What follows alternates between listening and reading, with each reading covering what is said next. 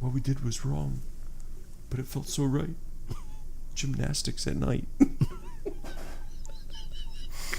What about when she sucks the pimento out of the back of the olive? He's like, ooh. Oh, I remember that, yeah. She did a triple somersault and landed on him. Those movies were crazy. It was. And he uses that chicken, stretches it out, and shoots it with his bow. The eyes are like, whoa. Guess what I'm watching tonight? Hot Shots. Pot D. All right. This episode of Street Warrior Radio Podcast is brought to you by Harbor of Hope. Now, Harbor of Hope is our brand new sponsor, and they are a foster care agency in the North Texas region. It is the goal of the agency to provide positive opportunities to all people it interacts with. Children should have the opportunity to heal and engage in meaningful activities within the community and their families. The Harbor of Hope strives to make a safe environment for families and children and will take advantage of positive opportunities to support permanency goals and the overall well-being of the agency's clients.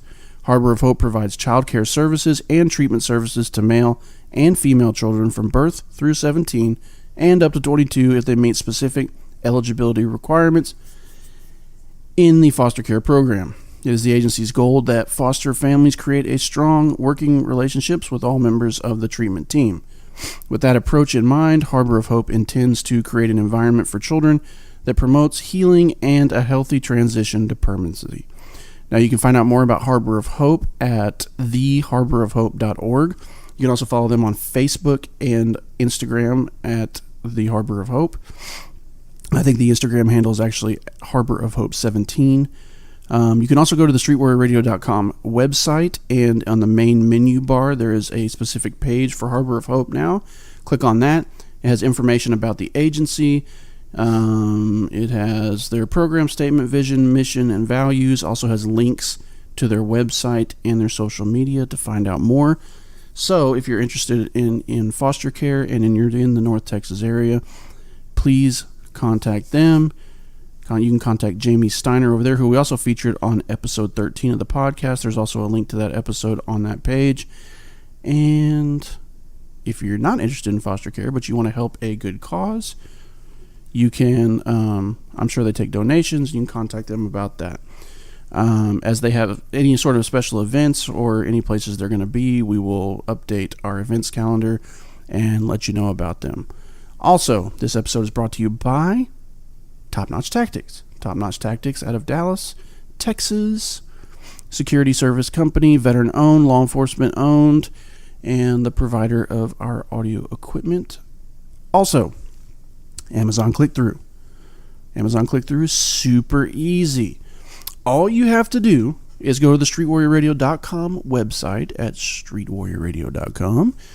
On the left-hand side of the page at the bottom, there's a link to Amazon. If you're looking at it on mobile app or mobile, it's going to be on the very bottom of the page. You can click on that and it'll take you to Amazon, to our storefront, and you can do all your normal Amazon shopping just like you normally would. Get your leaf blower or your hair plugs or your whatever it is that you're into, whatever it is you want to buy. And a portion of that, a small percentage of that, is kicked back to us here at the podcast, and it helps us do things like pay our monthly storage fees and website and pay for whatever it is that we need to keep it going to continue to bring you episodes. Also, on a side note to everything, we will be taking a 3-week hiatus after this episode, and Big Bo and I will be back. A lot of different things going on, so we're going to take a little bit of a break and get some things course corrected, and then once that happens, we'll be back, and we got some guests lined up. You can tell the people the truth. His surgery didn't go well.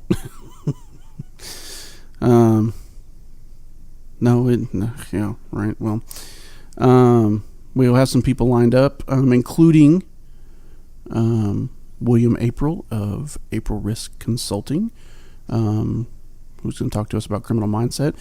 Jared Reston, if you don't know who that is, you need to. You can follow him on Facebook or Instagram at Reston Group. He has an amazing story. Also, Varg Freeborn, also an amazing story. He's going to talk to us about evil mindsets. Should be interesting. And we're working on some additional guests on top of that, so stay tuned for that. Also, today we feature our special guest host, Mr. BD, who returns for his second episode. And yeah, I'll try not to make sound effects this time. the sound effects helped. They were good. All right.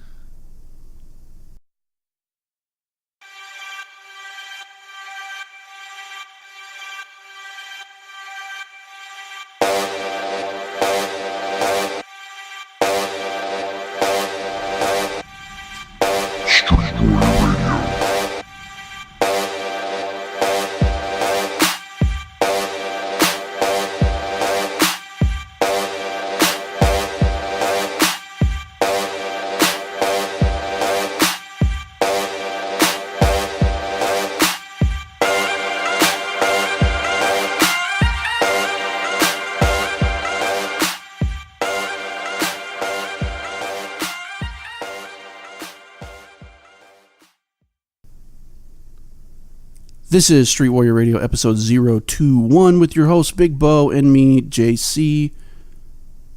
But there's no Big Bo. Today it's the BD. The JC and the BD. What is going on, JC? Not much. What's going on, BD? Little or nothing. Yeah? Living the dream. The way it should be, right? Absolutely. A whole lot of nothing. That's the dream. Yes. So I'm going to read something to you real quick. You interested in that? Absolutely. All right. This is a poem by Ronnie Catron. Ronnie Catron. I was going to fuck up his name immediately. Is it a poem or a haiku? It's a poem. Okay. It's called, it has everything to do with the episode we're going to talk about. Outstanding. It's called When You Know the End is Near. Yep. It's hard to imagine life without you in it. The dreams we shared are now just painful things. When you realize that no matter what you do, no matter what you try, the end is near. The nights are not the same, and the days are long, and when I think about all the good times we shared, it's hard to imagine not being there with you in the end. Maybe someday, I will let go of all of it, think about something else for a change. Right now, all I think about is you. I have lost my best friend, the person I want to share everything with. You have been the person I turn to in a time of need. And now I must do it on my own. The love I have for you is one that will never end. It is something I believed and trusted in. No matter what happens between us, no matter how much time passes between us, please remember that I will love you till the end. And again, that was When You Know the End is Near. You can find that on familyfriendpoems.com. And I'm searching some other places, but that's where I found it. So, BD. What up? Marriage. It's a bitch. It can be. It can be. So so there's multiple layers to this episode, right? So when you have a marriage that's failing, when you have a marriage that's falling apart, or a friendship that's falling apart, or a family relationship that's falling apart, in that, people tend to do weird things, right? Yes. People tend to behave in certain ways that you wouldn't normally expect of them, right? Now I'm gonna take out the topics of cheating and things like that, right? Let's take those things aside. So you have like this gamut of emotions running. You have, and people say stuff to each other that they wouldn't normally say, and people become cold and they become almost hateful to each other, right? It's because it's that old adage: hurting people hurt people. Yes.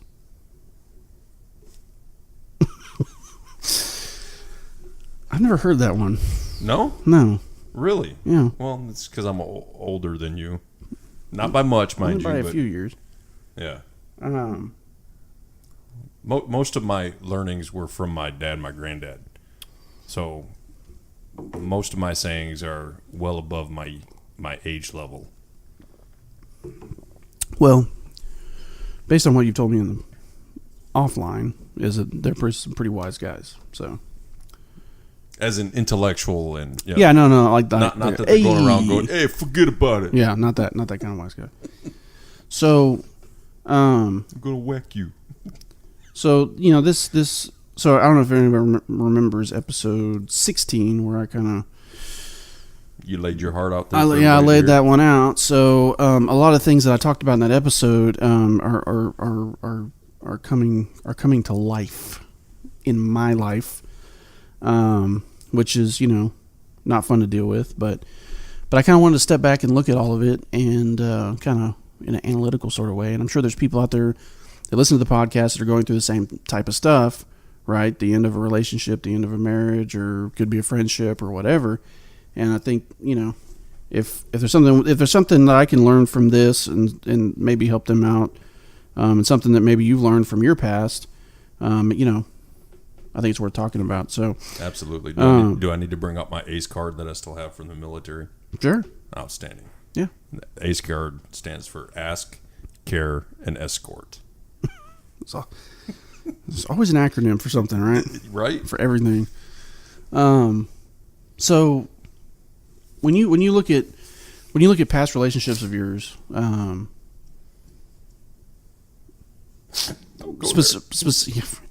specifically, like because you were married once before, right? I mean, you've been married twice, right? Yes, I openly admit that I screwed up the first one. Right, and you've been with because I married her. Oh, you've been with your beautiful wife now for how many years? 21 and a half years. 21 and a half years. That's awesome. Yes. Sound of my voice. I married her when I was 10. That is correct. Right. Yes. But you had a marriage before that. And I mean, me in the same way. I'm on my second marriage, which I think, regardless at this point, it's my last because I'm done with that. Yes, and I know everybody can play their little violins out there. JC is in that position. I was right actually going to pick up a banjo for you because it sounds more fitting. Right? Yeah, I know. With the circus that this has been, but so when going back to like your first one, like at what point did you realize like it was not going to work out? Like, was there a specific incident, or was there like a culmination of things? I actually remember this, but yeah, it was when I returned home from work and she had another dude on top of her in the act of coitus. Well, that would do it, right? That pretty much seals that deal. Yeah, that sealed that deal. It's one thing. I think it's one thing if you're in a relationship and you find out the other person has been cheating on you, but you have the knowledge, but you don't have the visual. And it seems when you just have the knowledge, for some people, there's still like a hope, right, that you can work that out. That once you get past the roughest portion of that, which is the news of breaking of the news, right, yes. And how you feel about that, at some point you can get to where maybe okay, I can do this, we can work this out, et cetera, et cetera. Boom. When you throw that visual in there of that kind of seals the deal, right? I think for most people that kind of seals the deal, right? Yes, that sealed the deal. Yeah, there's like because you can't, no matter what, you can't get that. You can't unsee that. It's one thing. It's one thing to be in those moments of grief and heartache when you kind of imagine, right? Because I know that all of our minds go to that place. Like you start thinking about that person you're with in the arms of another person and making love to that person. And you're just like, it infuriates you. But that's all it is. It's a fantasy in your head because you don't actually see it. When you actually physically look at it, yeah, that image right there, you're never going to. Yeah, anticipation of death is often worse than death itself. Yeah, exactly. Yeah, yeah. You just can't get past that. You're just not going to get past that image. You're just not. But what's weird is like, okay, so, and I apologize for this. We're gonna kind of bounce around a lot in this because my mind's going like 5,000 miles an hour. But if it helps out, I'm high drag and low speed. Well, there you go. That works. So like you have. Love is so weird, right? Because like for me, like when you get hurt by a person, let's say your significant other or whatever, it's like there's all this pain and all this anger and there's this, these different emotions that are going through you all at one time, like this just hurricane of emotions that's just spinning through. There's this emptiness feeling and there's this this strange feeling of emptiness. And it's an accumulation of everything that's happened throughout your life, not just with that one person. Right, yeah. You start, and it's crazy how you start thinking about like all these other things, right? And you start doing kind of this self-check system where you're just like thinking about like all the mistakes you've made and all the, things that other people have done to you and stuff. And it's weird. but like, and you have this like pit feeling in the center of you, right? This just, and it's crazy how the emotions can control how your body like physically feels. You feel this like empty pit feeling in your stomach, right? And it's like this consistent thing that's in the back of your, and like if you have any slow moments, or even when you're doing something with moderate tasking, it's in the back of your mind, it's still there, and it's just like this. You're not fully committed to what's going on in front of you because you have this distraction, because you've been hurt, right? This pain, this hurt, this feeling, this. The closest thing I could say is like it's a broken-hearted feeling, right? Mm-hmm. I guess to an extent, or maybe kind of like that. I've never been a woman, so I don't know exactly what they go through. Yeah. As a man, sure. Knowing that most men, at least men that I hang around, right, they are fixers. Sure. Okay. They see a problem, they want to fix it. I think for us in our business, right, in our profession, because it's more than a business, right? We tend to kind of have that kind of mentality, right? We're very atypical. Yeah, it's kind of weird. Alpha. It's funny how people make fun of like women, like being the fixer. Like they see a guy that's damaged and they go, "I can fix him." Yeah, right. But we're kind of the same way, right? We are. But not all men are like that. There's dudes out there right now that could be in a marriage and love their wife or whatever, and then let's say they're going to get a divorce, and they're just kind of like, on to the next one. Like, boom, done. Like, cut it off. Like, just happy it made it 7 years this time. Right? Yeah. And I can't see. I'm not that kind of person. Like, I take it all like deep inside. I mean, I because for me, it's a massive a marriage, a relationship, whatever, is a massive investment of yourself, of everything in you, right? Yeah, because you open up the most inner parts of yourself that you don't even usually let your pastor or in most people's cases, you don't even let whoever you pray to see. Sure, absolutely, and you tend to like in I know this has got to be true for you, just because I know you as well as I do, but especially after you become a father, right? You tend to really identify yourself in your life as, that's my role. I'm a husband, I'm a father, and that's it, right? And I do a job, I have a job or whatever, and we tend to, first responders tend to be more identified by, their profession than anything else. But you're until you become a father, right? But on a personal level, from your self perspective, sort of way, you identify as that, right? It takes over. You are no longer the individual BD. I am no longer the individual JC. You're so and so's dad. I'm so and so's dad. I'm so and so's husband. That's my family. You become ingrained in the identity of your family, and then when that goes away, or when it looks like it's going to go away, or let's say it's about to, or whatever, it's like your whole world is now tumbling down the rabbit hole. Yeah, because you have an identity crisis, right? Because you're looking at it and you're like, that's who I am, and now I don't have that anymore, right? Or I'm about to lose that. And if you really love it being that persona, if that's even the proper term for it totally destroys your world. Mm-hmm.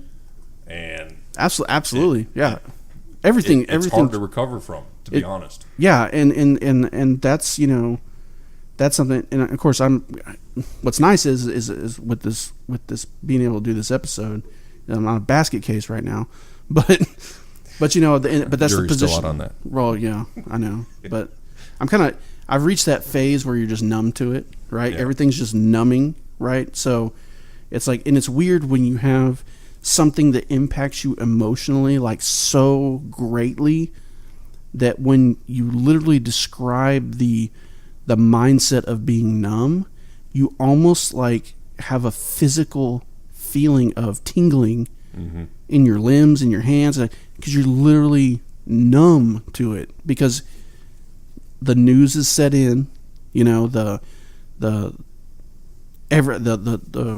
explosion, if you will, has settled, right? And now it's in that recovery. Now you're entering that recovery phase, which now we're on we're no longer search and rescue. We're on recovery. Mm-hmm. So it's like you get into this mode where it's like you have moments of, I guess maybe moments of of clarity, but they're shrouded by this everything else that's going on around it, right? Once those creep their way back in, then you become a nut job and you're just like all over the place, right? Well, I think that's actually built in as a defense mechanism for us. I think you're right. I think you're right. And that's actually something like, okay, so we're trying to get, so one of the people we also may have lined up is Dr. Cindy, I don't know if she's a doctor or not. I shouldn't call her a doctor if I don't know. But if she is one, then she's a doctor, whatever.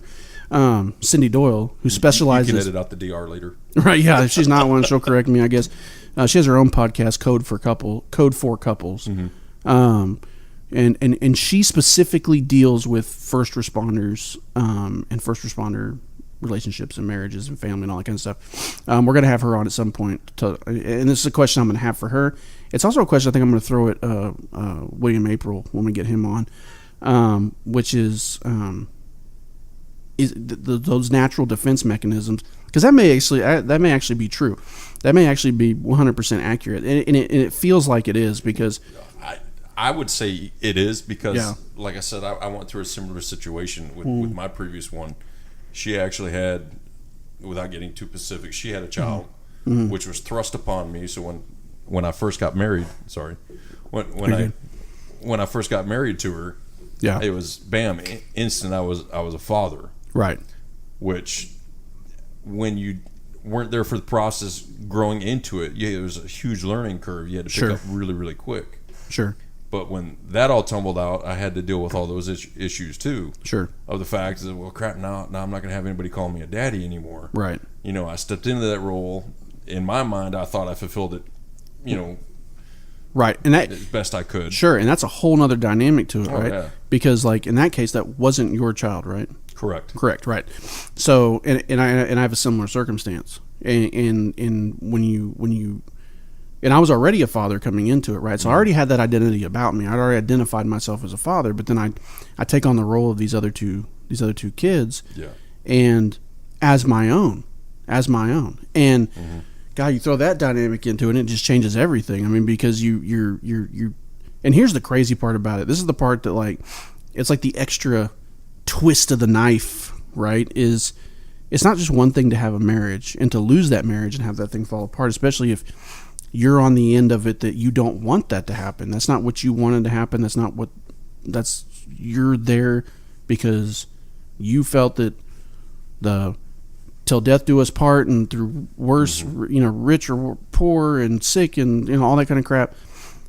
You took that seriously like that. When you said, I do, I mean, you meant it. I do. And I will do everything I can to work this out because I know what it is when it's good. Right. When you're on that side of the equation, sometimes it's a mutual deal. Like my last marriage was we should have never been married. That's just how it is.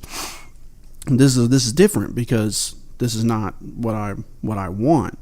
And I'm sure there's people out there that are listening to these podcasts and going, God, will we see this motherfucker's depressing as fuck, JC. God, Lee, you just keep coming at it. If it helps you out, I don't know because my ex. You go through that thing. You go through all your different stages of grief. Your anger and all that other stuff. Right. Like I said, hurting people hurt people. But one of her things that she told me at the divorce hearing was that she aborted 2 of my kids. Jesus Christ! And you didn't know? And I didn't know. I still don't know.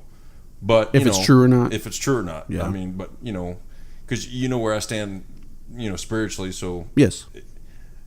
Hopefully, I will be able to know someday. If I had children, right, with her, sure. But you still, I know women have that when they go through that, and to be honest, so do men. Yeah, I have no idea if it was a boy or a girl. Right. Right now they would be approximately 25 years old.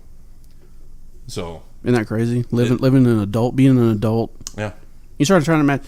It's like sidetracking, onto that, right? So golly, I just can't even. I haven't been in that position, so I don't, but I can imagine though. So if you're of the beliefs, and I'm assuming you've probably always been of the belief system of you don't believe in that in abortion or whatever, right? Correct. Okay. So because I strongly feel that if you're man enough to have one, you should raise it. Right, and so there's a lot of pieces of shit out there that'll get somebody pregnant, and the chick is like whatever, or The girl gets pregnant and the dude like bounces, right? Yeah. Okay, fine. Like I heard that, I don't know if you remember that commercial a long time ago, but it said any boy can have a kid, but it takes a real man to raise a son. Yes. Or a daughter. And that's true. Yeah. Right? I think that's true. But when you're of the belief system where you're not for that sort of thing, or you don't believe in the it's a woman's choice or whatever, blah blah blah. So coming into it with that belief and then finding that information out, I would imagine you feel very robbed, because it's like, wait a minute, that wasn't just your child, that was my child. Correct. And then you have to deal with the fact, well, did she say that knowing that I have those feelings, or did she say that just to be spiteful? Right, yeah, and we'll get to that, because because that's a whole nother dynamic to the whole thing, right? But back to when you come in, so like I had, already kids coming into this, right? And then when it's over, at the end of the day, right? So like with your situation, right, where she already had a kid, and you're raising that kid, and you come to love that kid, and you come to love and care for that kid as if that child was your own. Well, once they're gone, you have no rights to that child. At least maybe there are in some states, I don't know, but here you don't. Yeah, no. It's gone. And once that opportunity is gone to be the father to that person that you love, right? Mm-hmm. It's over. It's gone. So you don't just lose. So you've established yourself in this identity as a husband and a father, right? You're losing the identity as being a husband, but you're also at the same time losing that father identity if the child's not yours, but you raise it as if it's your own. Correct. So you have especially raising them at such a young age. Right, exactly. Like so in mine they were barely one. Mm-hmm. So you're talking about, they're 8 years old now. So I mean, you're talking about 7 years. 7 years, and like in my previous marriage, she bounced when she bounced when it was all said and done. Well, actually, way before it was all said and done, before the ink was even put on the legal paperwork, she bounced, like, geographically, and not just like across town, not across the state to other states. I mean, like, to where it became extremely difficult to be able to have that physical interaction and relationship with your children that you had been used to daily up to that point, right? Yeah. So and then that's gone. So then this new situation comes up, right? And it's not that that's gone. You're still their father. I mean, I'm still their father. I mean, anybody would still be their father, and you try to maintain a relationship the best you can given the circumstances. But you have a lot of that energy there that's sitting there, that where you're already a dad, and you want that love and you want that. So then this new situation comes in, and it's like you start focusing that energy on these children that are not yours, right? And then through that you establish that relationship, and then, like I said, once that's gone, it's gone. Yes. You know what I mean? So it's like it's more than just the marriage is over. It's the fatherhood's over in that particular aspect. And if you have a situation where the other person that's leaving, the one with the children, they're not interested in you continuing that relationship because it's just too hard. And really it's I don't know if it's too hard for them or if they've justified that it's too hard for the children, right? I'm not sure. I guess to each individual it's different maybe, but you're hit with all these things at one time, and then you start to come to the realization that, oh wow, this is for real, right? This is happening no matter what, whether I want it to or not. I'm not going to wake up from this like it's some bad dream. This is what I'm stuck with.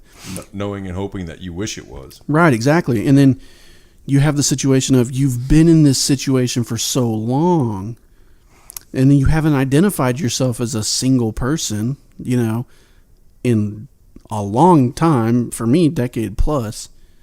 And then now all of a sudden you have to, oh God, well, Right. What do I do with myself? I have a hard enough time when my wife goes on vacation for right, and that's how I've always been.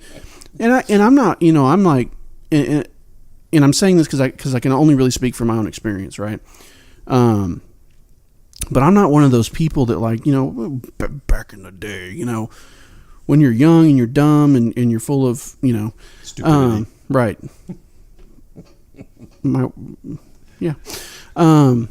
That definitely plays into it. That's one thing, you're single and you're doing the single things, right?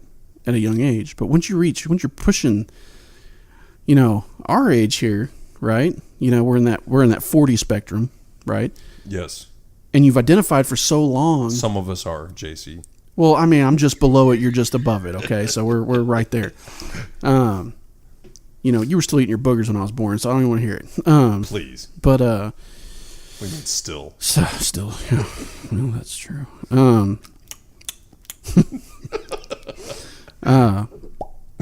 Oh God, you just had to throw that one in there, didn't you? I had to. I couldn't help it. Wow. Yeah. Wow, you went fleshlight with that one again. Still one of the best stories ever.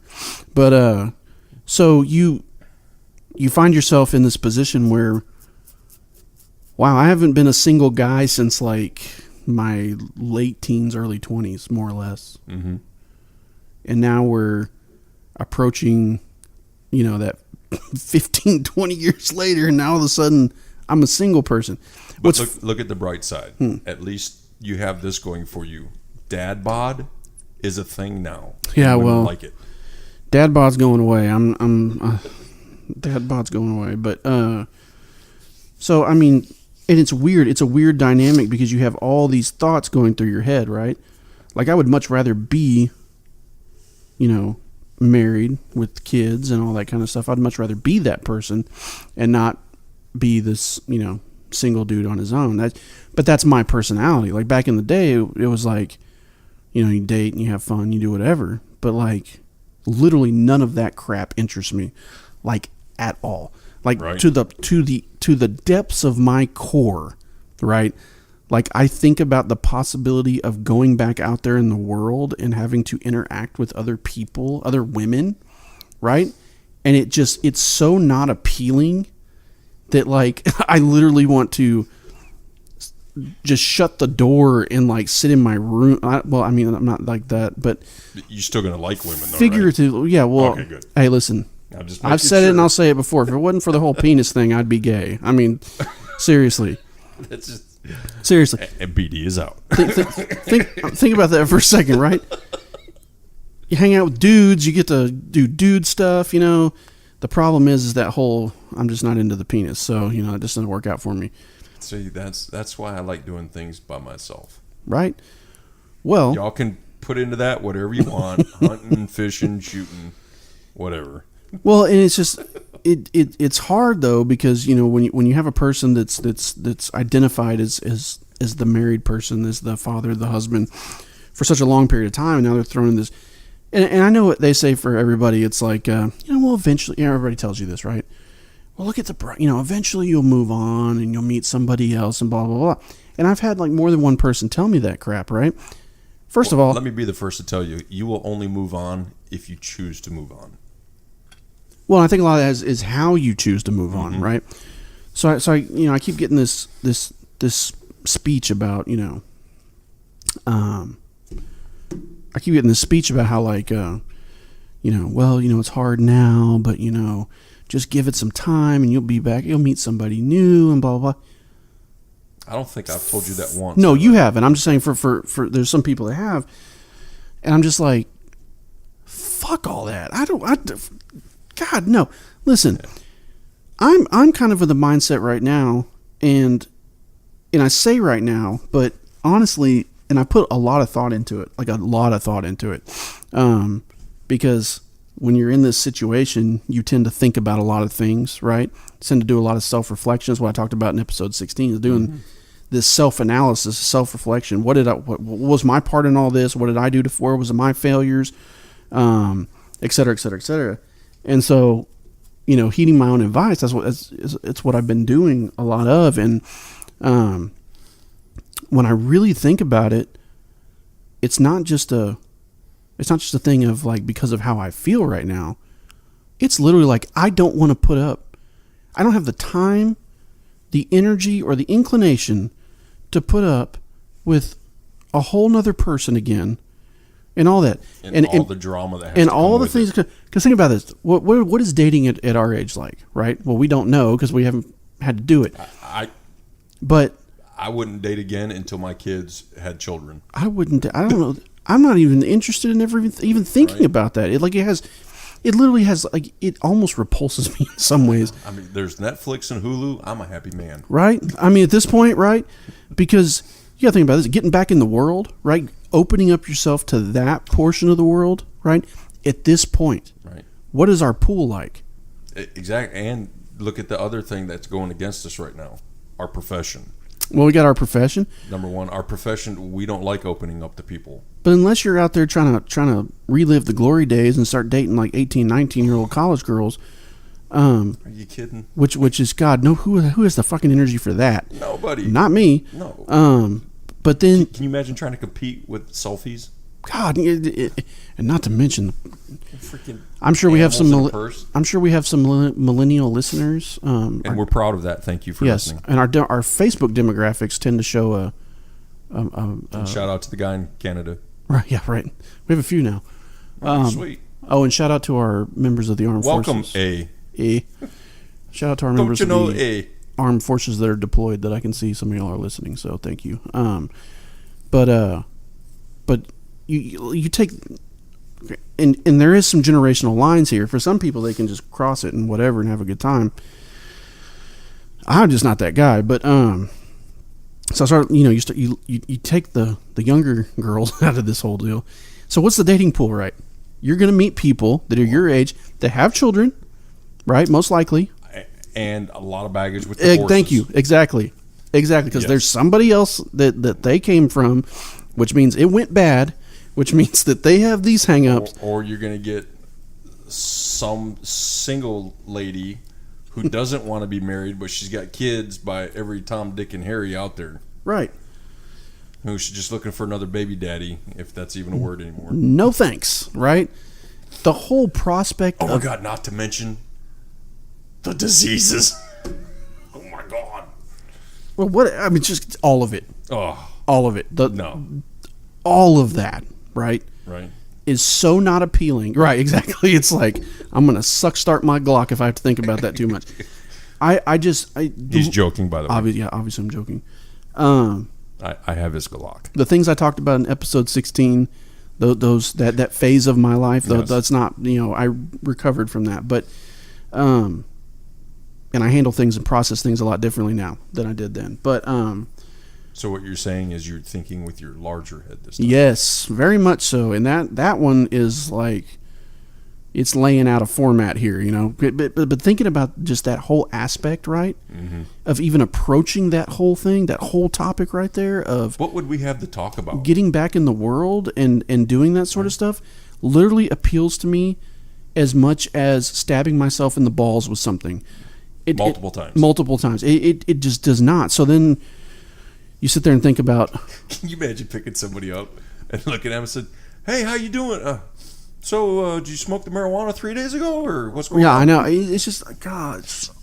Or you're dating somebody that says, "You look like the person who arrested my mama." It's crazy. It's crazy to even think that, to even be in that position again, right? Oh, yeah. It's so foreign because of everything that's gone on. It's so foreign that it's just, you don't want anything to do with it, and I don't. And looking at, and I know there's people out there that feel that way, right? So I look at it like this. So I'm looking at like, okay, what's the best approach to this, right? Because this situation, I don't have a choice in. The other person's determined. It's gonna happen. I got to deal with it, right? So, okay, so Ale, ame, sanctificate. Exactly, and so it's like. You start looking at it like, okay, what about maybe the Tim Ferriss approach is the best way, right? I mean, you find happiness internally. Exactly. Right? So, yeah, I mean, for everybody's gonna adapt to a situation, right? Unless you choose not to. So I could choose.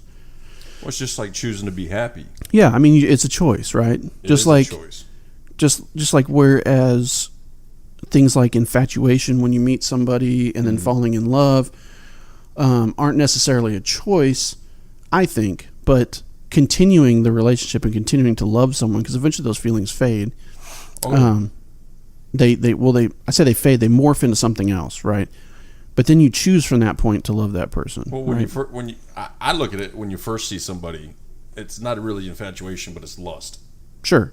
Which grows into infatuation. Right, yeah. Which grows into mutual respect, which grows into a lasting relationship of love. Sure. Because love in itself isn't just, mushy mushy, because you... Is that better? Yes. Sorry. Yeah. This chair reclines too much.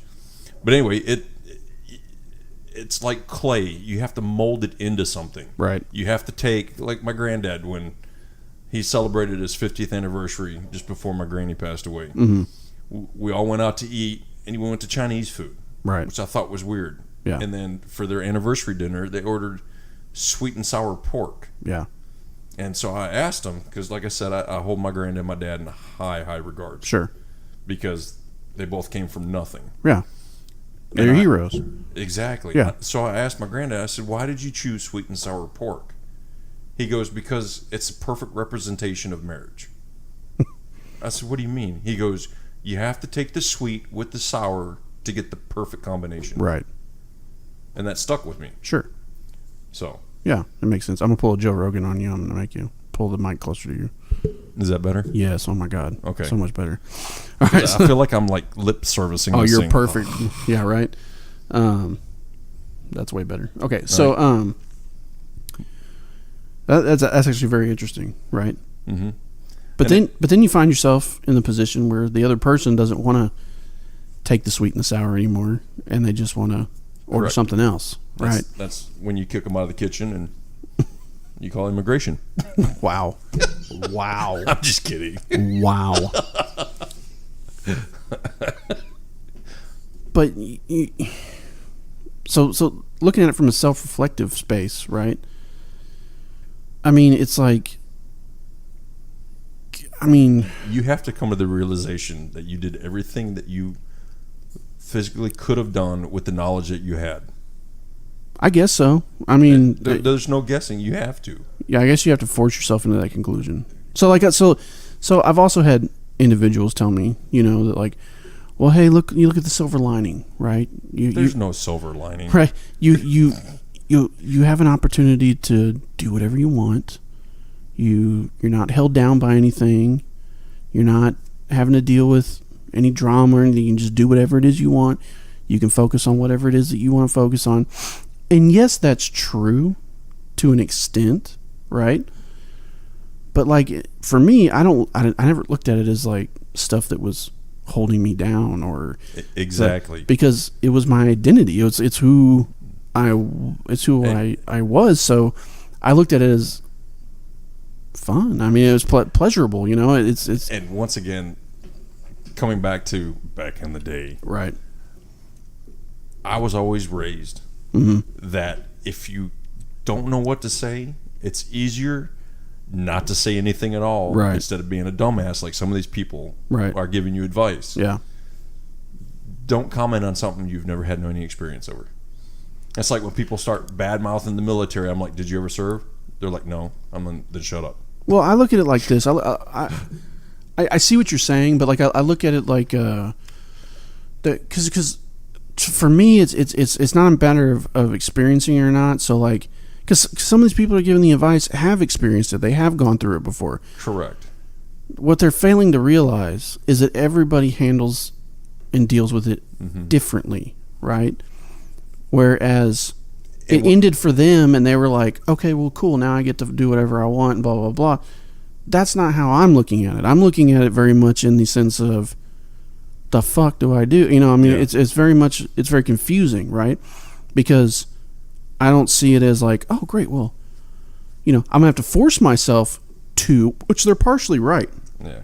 They're partially right, because if you don't refocus that energy on yourself, right, and what they're interpreting as the positives of it, right? If you don't kind of force yourself to do that, you end up sitting in a hole and driving yourself insane, right? Correct. And I don't want the listeners to think that I'm not being antisocial with that. Right. For the simple fact is, I know people want to say stuff to try to help. Right. And that's what they're trying to do. Correct. I'm not knocking majority them. of the time, they're just for me, for my emotions and how I work, they're misfiring on that advice. Correct. That's what I was trying to get out. And it's not what I want to hear. I still appreciate that they care enough to give their advice, right? But it's not what maybe that's what they wanted to hear, and and that's fine. I'm not judging that. There's nothing wrong with that because that's what works for them. Because a majority of people say that to make themselves feel better in an awkward situation. Right, and it is, of course, it's awkward. You have somebody, it's a friend of yours that comes to you and lays down that kind of news on you. Yeah, it's kind of awkward because you're kind of like, holy shit, what I don't know what to say, so I'm going to say the first thing that comes to my head, and that's what I experienced, or that's what I saw somebody else experience, and I don't know what to say, so I'm going to just throw words at you and hope that maybe you connect with that, Right. And there's nothing wrong with that. Exactly what I told you was, man, I don't know what to tell you. Yeah, and I wish I could give you something, but I ain't got nothing. Right, and which was cool because I appreciate that, because it's like I wouldn't know. Yeah. There's no words I can say to you that's going to make you feel like, oh yeah, you know what? All right, this is a good thing. Right. You know what I mean? There's nothing I'm going to be able to say to you unless it's something that you wanted to get out of, right? Yep. If you wanted to get out of it, if it was a mutual thing, or you're the one on the end that's leaving, then okay, that makes sense, right? Because then like, fuck yeah, it's me time. Yeah. I don't want me time. No. And you add that, and it's just like the thought process. It's just thinking about like the stuff that's coming down the road, like the no more sitting on the couch having the little ones. Right. Yeah. And it's like, what do I do with my time? I mean, I'll fill my time with stuff. I mean, that's fine. And yes, I'll have more time because I'll have to do that shit not to drive myself crazy. But when you throw in that whole eventually getting back out there in the world and doing that stuff is so just not appealing to me. It's not even funny. And not to make light of your situation, but I hate when my wife does that to me. Yeah. If I die, are you going to go date again? And I'm like, no. I said, I found you, and you put up with my crap. I'm not going to find anybody else like that. No, yeah, exactly. But then you take that out of it, right? And you start moving that over to a little box in the corner. You start looking at all the other stuff, the immediate stuff that's in front of you, and you start looking at it, especially if you're on the receiving end of it, where it's like, this isn't what you wanted, but it's what the other person wanted, right? Then you start looking at the behaviors and things that are going on right now. Like, okay, we've identified what led to this or whatever, but like what's crazy to me, and I was talking about this with Big Bo, was it was crazy for me from when the news hits, right? How fast that other person is making moves. How fast that other when you're like still sitting there like, what the just happened? Because the other person's been thinking about it for a long time. Exactly, and they've been making plans and all that kind of stuff. And I get that, right? But it's one thing to know that, and it's another thing to see it. It's also like another thing to know that something's coming to an end, but then to actually hear the words. Yeah, and then you have to go through all the emotion of, well, how long is they've had that mask and that fake facade on? Right, exactly, and what's real and what's not, and then if you throw any, and then if there's any suspicions of cheating or anything like that, then that adds a whole other dynamic to it. And I'm not going to touch that, but I want to bring that up because it does add another layer to it, and I'm bringing that up because a lot of people have gone through that. Yes. It seems to me that if you, just to touch on that for a second, if you have like those suspicions, right? And I'm not saying that's for my situation. I'm just saying that if you have those suspicions and then you start seeing them making those moves quickly, it's like, it's like another punch in the gut. It's like an extra punch in the gut. And then you're thinking, why didn't I act on it sooner? Yeah, and they're so like they're that ready to move on from it. Like seriously, like they're that ready. Mm-hmm. Like they're that they've come to that point where they're just, like you're sitting there in shell shock, not even identifying how to pick up the pieces yet, and they're already picking up pieces on their end. Well, like my ex, I think there's like a 60-day waiting period before you can get married. Once you're divorced, it's 30. Is it 30? 30, yeah. Okay, yeah, because whatever time. Yeah, it's 30. It's in Texas. It's 30. Okay. So I thought it was 60, but I'm pretty sure it's 30. Anyway, it was exactly the one day after that she was already remarried. Oh wow! Yeah, that was fast. Yep. And I think in Texas when you file, thank God they moved.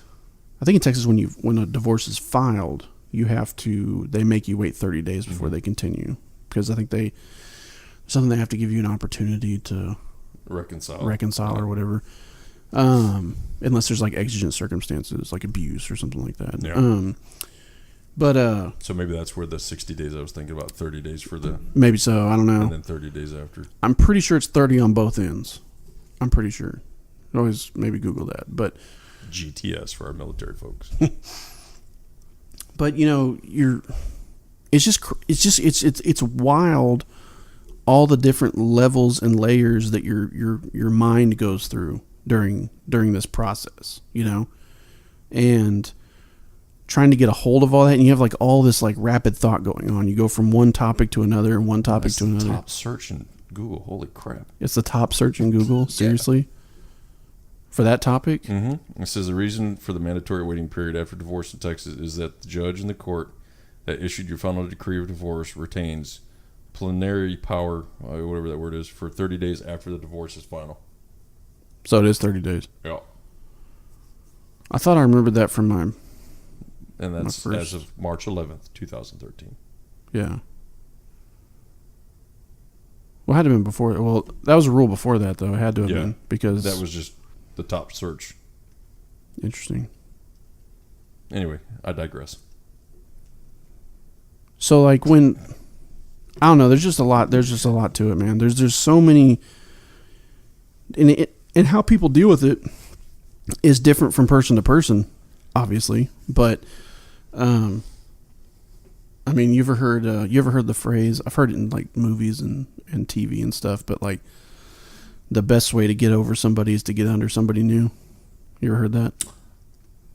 I'm not gonna say no, but it's not coming straight to my mind. I've heard it before, and I'm sure there's got to be other people that have, but it's like, I've always heard like women characters say like the best way to get over him is to get under another man. I've heard that before.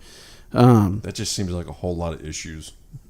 Well, what it does is, what's funny, what it does is, and it's not like BD and I are some, prudes here, but what it does is it causes you to distract yourself from the real issue. And the real issue doesn't ever get taken care of because you're just already putting yourself out there in the world.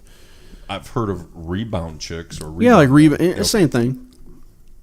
I was trying to make sure. Same thing. It's just a different way to say it, I guess. But, but and then you wonder, okay, like if that person is making moves that quickly, right? Mm-hmm. While you're still just like completely devastated about all of it, are they going to be out there meeting new people? And then you start thinking about that, and then that's what drives you crazy. And it drives you nuts because it's just like you have this person that you're never going to joke with again. You're never going to, hold hands with again. You're never going to sit there and be silly, and you sit there and watch movies together, make love to again. All these things, those are suddenly gone, right, from this person that you love. But your mentality as a protector and a provider, that's why you think about all that crap. And that's why love is so freaking weird. Is what I was going to say earlier, was that you have all this stuff going on that you don't want, but like the only person you want to see or be around is that person. It's like, even though the pain's there, and even though being around that person is probably going to lead to a fight, it's probably going to lead to an argument, it's probably going to lead to bringing up all this stuff, that's leading to all this happening. But that's still like the only person you want to be around. Like that's for some reason. Humans in general hate change. Yeah, well, yeah, sure. Yeah. It's just weird. But when you love somebody, it's just like, yeah, you're hurting me, but you're the only person I want to be around. It's so weird. I don't know. It's a weird thing. Maybe that's not the same for everybody. I don't know, but no, I'm pretty sure it's the same for everybody. It's strange. The whole thing is strange. It really is. Let me Google that. You know, Google that. I've got a freaking sunburn that's now in the peeling phase on my arms. It's driving me nuts. You're not going to do like Goldmember, are you, and eat it? Oh, God, no. Okay. That movie. Do what? So that movie was crazy. Wasn't it? So... Mole. What advice would you have for somebody how do you move forward? Because I mean we've all moved forward, right? Yes. But when how do you move forward for somebody out there? Well, I can't give you just one reason. I mean, just based off your life experience, just based off what you were able to do. Life experience. Yeah. For me alone, because everybody is an individual. Everybody has different preferences. It's just like me telling you, oh, you need to go shoot this gun because it's the best gun in the world. Right. Well, like I said last time I was here, everybody has their own preferences. I'm not telling you to go out and try every one, but you need to make sure it fits. Some different ways that could be taken. I know. And I'm at a loss for words for that one. But anyway, as you, when I went through it, I had to do a lot of, you call self, reflection. Soul searching, whatever. I did a lot of soul searching. Sure. Like, what could I have done differently? Until it come to the point, it's like, well, with the information I had, there was nothing I could have done differently. Sure. Because you could play the what ifs until freaking the cows fly. Right. And all you're going to do is you spiral yourself back down and down, deeper and deeper into that hole that you're never going to get out of. Yeah. You have to come to the realization, to the point that I came to. It's like, okay, they don't want to love you no more. They already chose somebody else. You know what? Suck it up and drive on. Yeah. And then dealing with the aftermath of that. Sure. Did it take me down a dark hole? Absolutely, it did. Yeah. As anybody who thought they were in love with a kid, did you have the dark thoughts? Did you have the, I could do this and it'd be an accident and everybody wouldn't be none the wiser? Sure. You're human. You're going to have those stupid thoughts. See, I don't know. I went through that, and I'm not going to rehash all that, but but from that, I talked about that in that episode 16. But, yes. Like I'm not like me mentally, like where I am, like in my mentality, like now at this point in my life, like that particular avenue just is so stupid to me. So it's like Correct. it's and that thought process like hasn't even. Well, because it goes off of. But I think it's because I learned from. Not that I'm in your head, but yeah. I'm pretty sure the first one that you went through, you went through all that. Yeah, I did. Maturity level. Yeah, we talked. Yeah, and I specifically addressed that because that's what I was going through at that time. Yeah. And it was a dark place, and I did too. And I learned from it. And I learned from it. I think that's why it's not even a thought to even enter that area again. Now, where the darkness does creep in is with everything else, right? So the alone time, being alone. That self-identity going away into something new, when you have the children situation, when you throw that in there, everything else that we just mentioned about, like, I think I might have Tom Hardy's phone number if you need it. Oh yeah. Again, as sexy as that dude is, it's that whole penis thing. So, which I'm not judging. If that's your thing, that's your thing. I don't care. It doesn't bother me, but. It's so confusing. It's all so strange. It's just strange. It's strange how people react. It's strange how, in some ways, it's actually kind of funny, right? I'll tell you why it's kind of funny. I find it funny that how, and again, Excuse me, it's dip time. What I find funny is how people react, right? And I'm not making fun of anybody. I'm just saying it's because we've all been in that situation. We were talking about a little bit ago about the awkwardness, right? Mm-hmm. Of somebody bringing the news to you, you know, and you're just like, oh shit, you know, what am I say? It's fucking weird. Yeah. Because it makes you uncomfortable, right? But I think it's so funny how people react and the differences between the reactions, right? So you have the people that are telling you, like, you know, hey, you know, I'm here for you. You know, if you need to talk, you need to vent.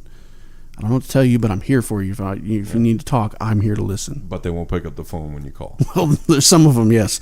Some are like, hey, man, I got you no matter what. I got you. And then you need them. Oh, shit, it's him again. Yeah, and then you know, it's like, oh, fuck, I'm sorry hearing about his problems. The phone number you reached is temporarily disconnected. If you feel you reach this number in error, please hang up and dial again. 043. That's where these are the moments you find out where your friends are. But like, and then you have the ones that genuinely will sit there and they'll listen to you. And if they have advice, they'll give it to you. Mm-hmm. If they don't, then they're just there to listen, and they make it known that that's what they have to give you. And sometimes that's enough, right? Sometimes you just need, because when you reach a situation like this, it's so preoccupying of everything in your existence that you just end up talking about it, like everything. Right. You can be having a conversation about something completely different, and then all of a sudden you just dive right back. Well, somebody will make a comment about, well, you know, not me anymore, because, and then you start down this whole rabbit hole, and you know, some of your peers and friends will be like, man, this guy's hurting. I just need to hear him out. And other ones will be like, oh my God, here he goes again. Tired of hearing about this crap. Can we talk about something happy, right? Ultimately, people need to know that they're not going to be alone. Yeah, that's essentially what it is. And then you have the other people that are just like, you have the people like, get out there, get out there and get some. You need this and that, and you know, trying to. Those are the same ones that didn't, you know, lose their virginity until they were 40. Well, that's not fair. Some of them, you know, some just, but that's their mentality. But what I find funny is that the different reactions you get to it. Where the problem comes in is when you're in the situation, when it's happening to you, and you're trying to reach out to other people for comfort, for love, and by love I don't mean like new relationship or sex. I mean just the love of your friendships with people, and you're looking for just something. Even that's just it's not, you know, that's not going to solve anything. Correct. But you need that ear. You know. Yeah, I think you hit the key. I mean, you hit it perfectly, but I don't think you really grasped what you were saying. What? True friendships.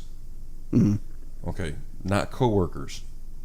Yes. Yeah. No. Not because coworkers, that's all they are. Yes. Until you build that friendship. Right.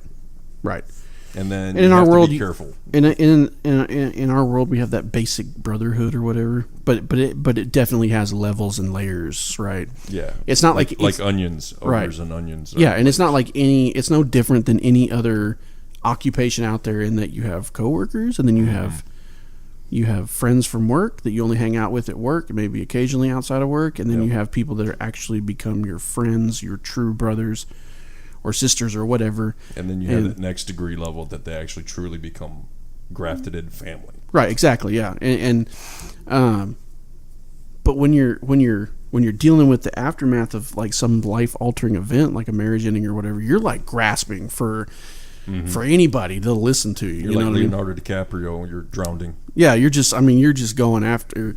Way to go, Rose. Oh, here's a person that's engaging me. Boom, I'm gonna lay it on.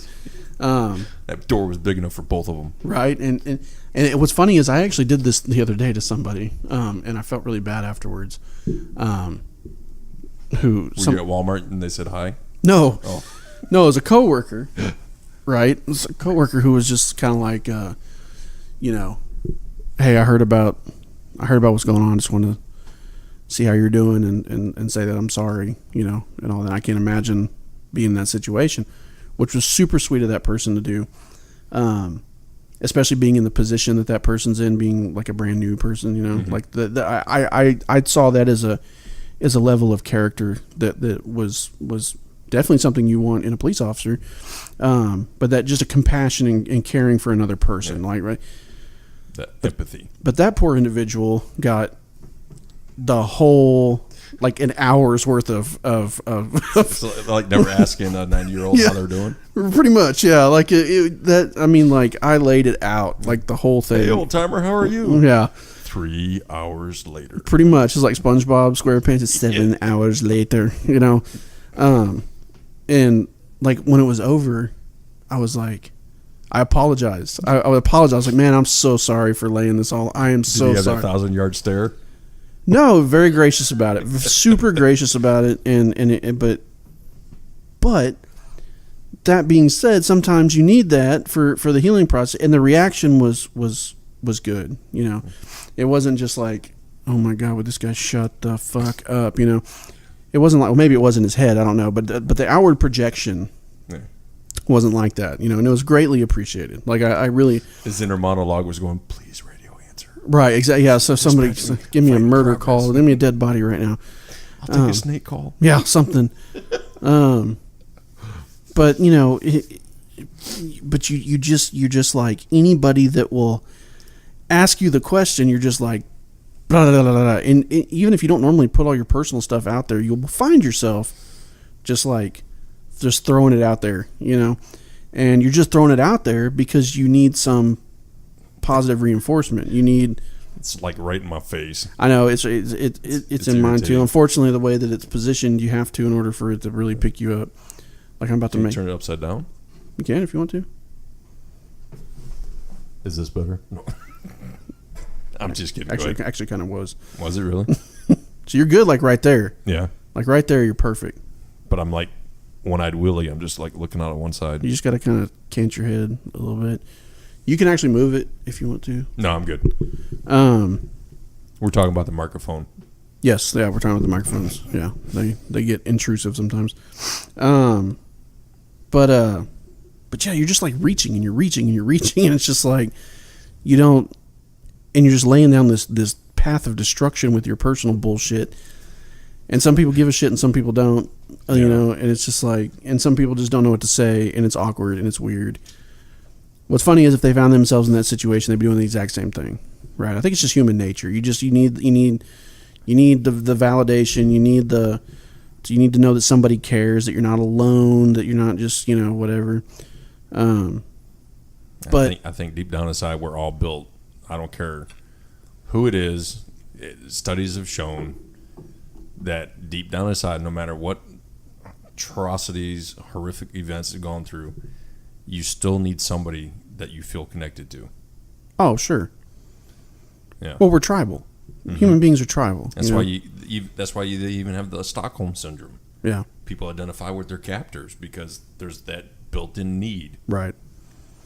That's kind of what I'm feeling at right now. I'm just kidding. Wow. Wow. This is what I'm talking about right here. Right? That's BD's sense of humor. Yeah. Good old BD. Making an awkward situation worse. Yep. Exactly. I don't know, man. It's just like for people out there that have been through it or going through it, it's there's just, I don't know, there's just so many different things that spin through your mind, you know what I mean? And you go on this roller coaster of like normalcy, right? Your normal self versus this freaking emotions wild. Oh yeah. Up and down. Yep. It's crazy. And I just don't, Whoever coined the term the roller coaster of emotions figured it out. Mm-hmm. Yeah, because that's exactly what it is. I mean, it's a roller coaster. Eventually, because it's natural, you adapt, and those things start to even out for the most part, unless you choose to dwell. Correct. Right? And that's hard because when you choose to dwell, you open up the door to that darkness coming back. Right. And it always comes back with a vengeance. Oh yeah, big time. Yeah. Big time. Probably worse than before. Once you allow it to, it will. It'll come back, worse. It can be worse than before. But I think though if you've identified that and you understand that and you recognize that, you won't allow yourself to go there, maybe. That's a huge maybe. I'm not a mental health expert, but correct. I can just speak for myself and how my brain works. But what's interesting to me, changing gears a little bit, is that how when two people have entered that position of a marriage is ending or whatever, and kind of in line with the whole, there's usually one person that wants it and usually one person that doesn't. Sometimes you have mutual, whatever. But when you have the person that wants it is like making all those moves and you're just like, holy shit, slow down. What do you, right. You're that ready to get rid of me? It's like sand through an hourglass. You can't stop it. But it's crazy how when you have the conversations with that person, there's like, it can just bounce off the walls. Like you can go from having a normal conversation to an emotion creeps up and you make like a snide comment, or you get angry all of a sudden, and it starts a fight, or you start being hurtful or whatever. And it goes back to hurting people hurt people. Yeah, makes sense now. All right, there you go. Totally makes sense. Got it. I'm gonna get that tattooed on me. Hurting people hurt people. That's outstanding. And I have one. What? It says, violence may not be the best option, but it's an option. But it's an option, yeah. Yeah, I don't know. Yeah, not in this situation, but you know what I'm talking about. I know what you're talking about. What's funny when people get into clowns in a little car? No, when people get into a situation like this, it's funny how like sometimes you'll try to find things that make you feel like worse. Isn't that weird? You'll find stuff that goes to the other thing. Misery loves company, and it does. And you either will surround yourself with another negative person, or you'll listen to music that reflects your situation. You just you'll go from one song because it's pissed off about it or whatever, and then the next song will be like how tragic it is, and you'll just through the whole. I wonder why. Excuse me. I wonder why people do that. I wonder why you go and you try to find stuff. You try to find stuff that will because we emotionally connect to music because it's something built in our psyche. Well, maybe it's not even music. Maybe it's I don't know. You just try to. It's weird how just your mind will just try to continue to drag yourself. Well, I think I've told you that before too, because my dad told me a long time ago, because I had anger issues growing up. Right. As most adolescent, red-blooded American male would probably. And he used to tell me all the time. He goes, "Look," he said, "every man inside of him's got two wolves." He said, "You got a nice one and an evil one." Right. He said, "It's your choice daily which one you feed." Right. He said, "Because you have to feed one and starve the other." Yeah. And it took me a long time to figure out what he meant. Oh, it makes sense though. It does make sense. Yeah. And so that's one of the reasons why I am the way I am. Yeah, well, I can see that. Yeah. I can see that. But by God, you spit on me. Well, that's a whole new level right there. That's just so disrespectful. Oh. It's like when you slap somebody. It's like you don't even have enough respect to punch them. You're just slapping them. It's like putting them down, right? But then when you get spit on, that's not about getting spit on. I'd rather be slapped. I'd rather be slapped too. I'd rather be bitch slapped than that happened again last night. By the way. Oh, did it? Yeah. Oh my God. There was a new memo because of a squad car has a new dent. Oh wow. Good times. Yeah. Well. Good times. It's being spit on is just so disrespectful, right? It's so disrespectful. Know why I charged him with a 3rd-degree felony? Well, I mean, he earned it. Anyway, it's surprising how quick that other wolf snaps right back. Oh yeah. Oh well, you want to talk about with a vengeance? You want to talk about getting spit on? Yeah, that other motherfucker comes straight out. It's just like. Right. I don't know, it's just so it's just like the ultimate, to me, it's like one of the ultimate physically disrespectful things you can do to somebody is spit on them. It's like you're literally just insulting their existence. Yep. And it's so beneath, like I find it so repulsive that I would never do that to somebody. No. I would never do that to somebody. I might accidentally, because I'm talking to somebody, swallow fast. I mean, that's different. But, be like, but yeah, when you're just like, looking, when you're just, it's just that insult to that person. Like it's so, that's that, not even to my worst enemy, not that I have any enemies, but like my worst enemy, I wouldn't spit on them. Well, I wouldn't. You know why? Because the punch is much more fun. Correct. But when you get, I wouldn't spit on that guy either. It's crazy though, because like I definitely wouldn't piss on him if he was on fire. I've been spit on. I've seen other cops spit on, and it's so, man. You want to talk about the ultimate challenge in restraint? Oh, get spit on. Oh, get spit on. I've had feces thrown on me. Mm-hmm. I've had semen. Yep. I've had blood. Mm-hmm. I've had freaking dead animals thrown on me. If it comes out of the body, we have had it thrown on us. Yes. But there's something about us, rubbed on us. Yep. The whole 9 yards. And this is at work. This isn't some fetish thing at home. This is at work. You don't have a box? This is what we get paid for. No, I don't. We can have a whole other podcast about that if you want to. Giggity. But you get, somebody spits on you, and it's like you just see black. That's it. It's over. It's just like, and it takes. I've had to pull people off of people after that happens, because you just, oh man, you're. Yeah, I usually come back to myself really quick when I hear the. Yeah. And I'm like, crap, another memo. It's just something else, man. That's something else. How the hell did we get on that? It was my fault. I don't even know. Yeah. So.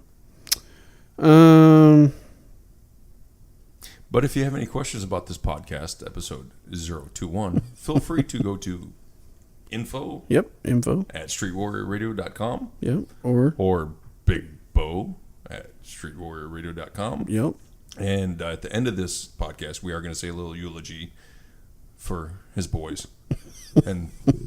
Or JC at streetwarriorradio.com. Yeah. Outstanding. I need to get them on the Twitters or the Instagrams. I need to get you a BD. It's true. There's going to be people who want to contact you. No. You don't want a BD? No. Email address? No. Especially after you said what it means. Big Daddy. Hey, so you know what? Totally changing gears. So I watched for the first time last night the new Avengers. Oh, did you really? Infinity War? Yeah. Hold on 1 second, because I'm going to digress real quick. If you have your war stories, because I know JC's going to get around to it, we do want to hear them. Yes. Please. Yes, my God. Anything in previous podcasts that we've talked about, you feel that you want to talk about or rehash it out, please, please send it in. Please. If you feel that Big Bo needs to be replaced by BD, keep it to yourself. Or just shoot me an email at jc@streetwarriorradio.com. But anyway, Infinity Wars. Yeah, so I watched... Spoiler alert, people. I watched... you know what? I fell asleep. Did you really? Yes. Now, granted, I was tired. Yeah. I think I'm going to rewatch it tonight. I would. Because I got like... Did you see Ragnarok? Yes. Did you notice the gauntlet was in there? Yes. Did you notice how Helena left it alone? Because if you look back at the gauntlet, it was the wrong hand. Interesting. So she knew it was fake. Interesting. Right? What I found fascinating about Infinity Wars is like they started killing characters like right off the bat. Like dudes just started kicking the bucket like just like that. Like there wasn't even like some of them weren't even like good deaths. Like a leprosy ball game. It was crazy. It was just like some of them weren't even good deaths. They were just like they're there and then they're dead, you know? It was crazy. Mr. Stark, don't leave me. Well, what was the gatekeeper on Asgard, what was his name? The big black dude with the... I know who. I can't think of his So, like, name he's the first one to die, right? No, Loki was. No, you're right. He was the first one outside of all the Asgardians. Okay, so he's like a minor character, right, in the movies. So he's like a minor character. Okay, I get that. But then Loki's done like that. Did you catch what Thanos said?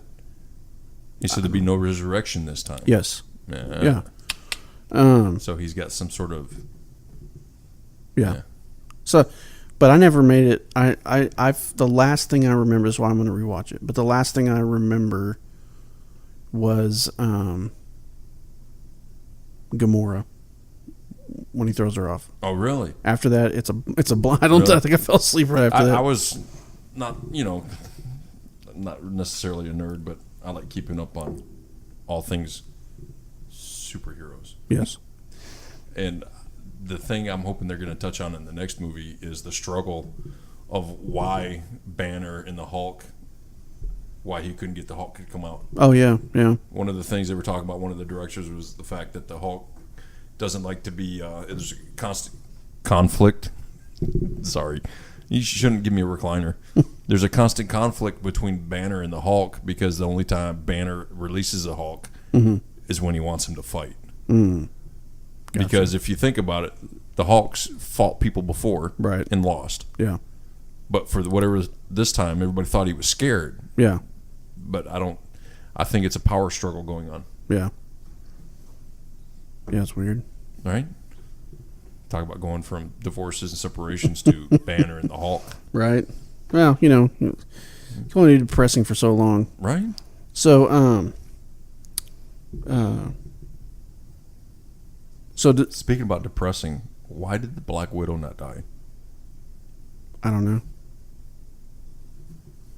I have no idea. All right. But I am. Did you not see the very, very, very, very, very, very ending? No, I fell asleep. Oh my God! I actually woke back up when the credits were going. Did you watch the post? No. Preview? Mm-mm. Okay. When you look at Nick Fury's little 1980s pager, there's a symbol on it. Mm-hmm. If you research that symbol, it's the Captain Marvel symbol, which that's ties into the new. Yeah, because they're gonna. Does the Captain Marvel come out before part 2, or is it going to come out after? They're going to bring her in. I think they're going to bring her in the second one, and then maybe have a standalone. I don't know. So what I'm going to find interesting now that because her Captain Marvel, if you follow the comic books, and all of you that geek out more than I do, don't. If I get it wrong, I apologize ahead of time. But she was endued with her powers the same way the Green Lantern was by an alien. Okay. And she was post Steve Rogers while he was on ice, but it was kind of like in the 80s time frame. Gotcha. Okay. So it's kind of confusing. It is a little confusing, but in the same aspect, that's where you're getting Shazam, who's played by Levi something, the guy from Chuck, the TV show. Oh, yeah. Yeah, I know what you're talking about. Okay. That's supposed to be pretty cool. Yeah. So, and then The Rock is supposed to do Black Adam. That's right. Yeah. Yeah. So I'm curious as to how they're going to do Guardians of the Galaxy 3. According to what the director said now, because it has such a backlash of Star-Lord or punching Thanos and making him lose, that they're not bringing him back. They're not bringing Guardians of the Galaxy back? They're not bringing Star-Lord back. They might do I know. He's the main dude. Unless, of course, it's going to be one of those that's a prequel to Infinity Wars. But it makes sense. But in a lot of ways, I didn't see the ending, so I don't know. But are you serious? That's where you fell asleep? Oh my God, we need to stop talking. Okay. I'm just saying because in Guardians, I will give you in Guardians of the Galaxy Volume 2, we find out that he's Star-Lord's part. He was only part deity while his father was alive. Remember, his father told him, "If you kill me, you lose all parts of me." But does he really though? Why wouldn't he? Well, because it's Marvel, so we can twist shit the way we need to. Have you seen Deadpool 2? No, I have not. I have not. It's awesome. I need to watch it. In a sequel kind of way. So the first one was the best. I wonder if they're going to integrate Deadpool into any of the upcoming X-Men. You need to see it. So let me get this straight, right? Yes. Just so... In a crooked kind of way. So, yeah, right. So the... Is that like straight to the left or straight to the... Well, we'll find out. So the X-Men universe, right? The multiverse. Right. Is not in the Avengers universe? Correct. It's completely different universes. Yeah, it's like Earth 2.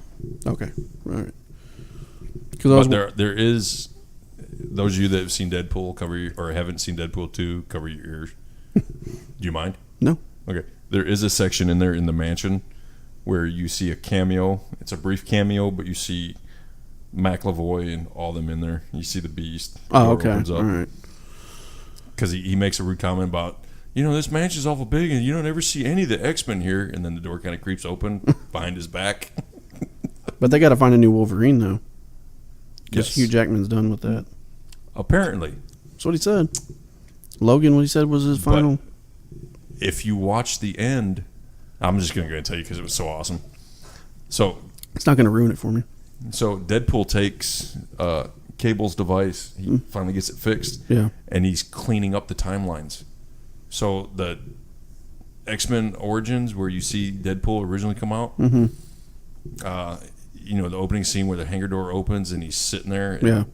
And Wolverine goes, "Hey, Wade, is that you?" Yeah. So, you see a gun come out. He shoots him, and he falls over. And Deadpool comes out. And he goes, "Hey, buddy, be seeing you soon." And he cleaned up quite a few different things. It was pretty funny. Well, they screwed up that whole Wade character anyway in the X-Men movies, and then Deadpool comes out, and it's like, okay, well, this is Deadpool now. Yes. But the way that they had him portrayed, but the way they had him portrayed in the what was it, X-Men Wolverine? Yes. Yeah, it was just like, what is this? Am I right? Yeah, it was that one. Yeah, I think. So, yeah. Because it wasn't the standalone. No, it wasn't the standalone. I think it was Wolverine Origins. Yeah, something like that. Something like that. Yeah, I don't know. I still think it sucks that in the movie Logan, that's a shitty way to die and end it. Come on. Okay. But in Deadpool 2, they do make fun of it. That's his alarm clock. That's funny. So so like in Logan, right? Like I guess you'd have to look at that as like a standalone movie, right? Mm-hmm. Because if you try to tie it in with anything else, you're just gonna be disappointed. Yes. And it's hard not to tie it in with everything else.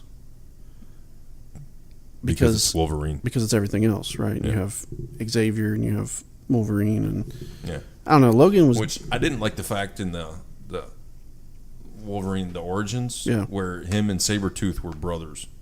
Yeah. That was stupid. Yeah, it was. It was all dumb. It was dumb. The whole thing was, they really messed that up. I think they were smoking meth. They had to have been. Right.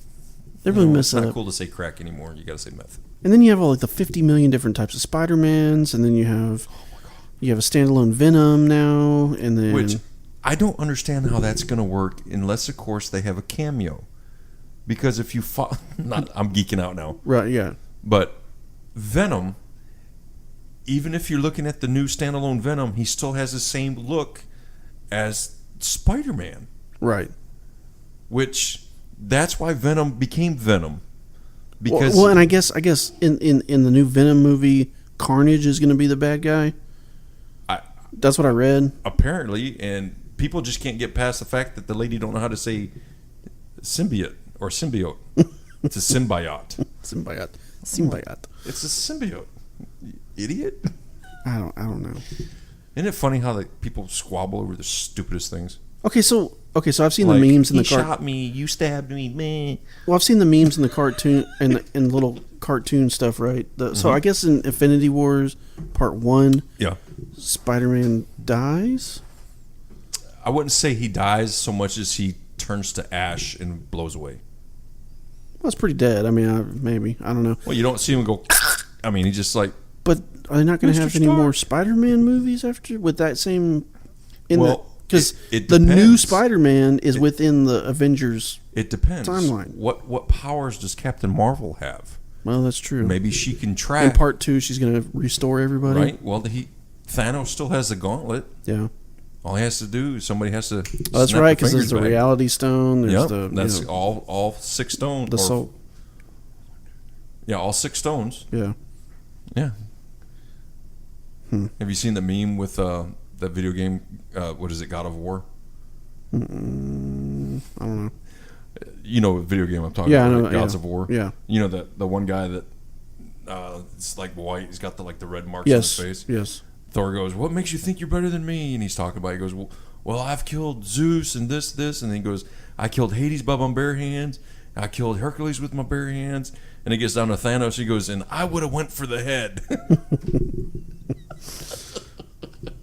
That's funny. That's what Thanos says when Oh. Thor stabs him with the new axe. Oh, gotcha. Yeah. I mean, it's like right here. Yeah. Any other creature probably would have killed him, but yeah. He looks at me and goes, "You should have went for the head." Wow. We're going to have to watch this after we're done with this. Yeah, okay. Yeah. All right. That's fine. Yeah, I need to rewatch it. Because I'm not leaving you anytime soon. Oh, wow. All right.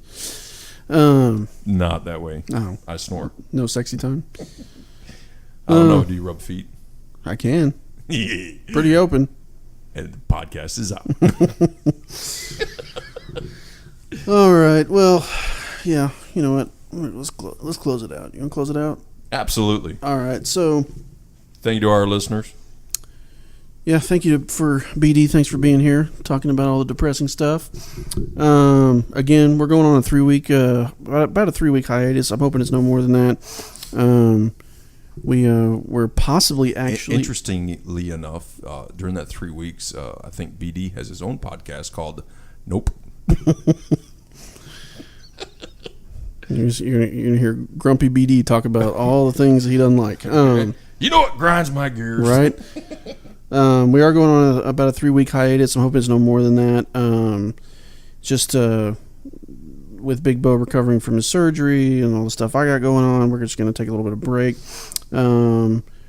We've got, and possibly we even have a new. Well, it looks like I say possibly we have a new studio space that we'll be using, so that'll be nice. Also, when we come back from that again, we'll have we'll get some interviews lined up, some very interesting topics. We're gonna hit it hard and hit it fast. So, if you want to find us, that's what they said. Yes, it is. If you want to find us, you can go to streetwarriorradio.com, find out information about the podcast on the website. Every episode's on the website.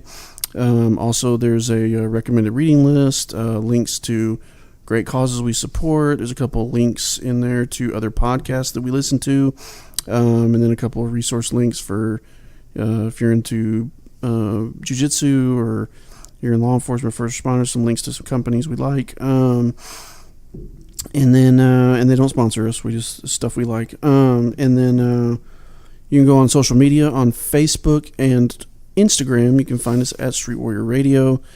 On Twitter, it's at STRT, the word warrior, then RDIO. You can also contact us directly on the website at streetwarriorradio.com/contact. There's a link on the main page. Fill out the contact form with your name and email. You can also send us an email directly at info@streetwarriorradio.com, or to me, JC, the letters JC, at streetwarriorradio.com, or Big Bo, BIGBO, at streetwarriorradio.com. Follow us on our Facebook and Instagram and Twitter. Most of the content you're going to find is going to be on Facebook and Instagram. Let's see. Yes, you can find the podcast pretty much anywhere. iTunes, Google Play, Stitcher, iHeartRadio, Spotify, TuneIn, and most other podcasting apps. You can also go to player.fm, where we are a featured podcast, and you can check us out there. Whatever platform you listen to, please rate us, review us. It just helps us grow. It helps us raise higher in the rankings, which exposes us to more people, which brings us more listeners. Exposes in a good way. In a good way. And we can continue to do the podcast. Don't forget about Amazon click-through. And BD, you have any parting words? We appreciate everything you do. Guys in blue, ladies in blue, those of you in the armed forces, watch your back, keep your six, and we'll see you when you get home. And also the families of those individuals, we support you and appreciate the sacrifices that you make, and to all the other people out there that make the world go round, that you make the sacrifice, you make the fight worth it. And with that, Street Warrior Radio is out of service.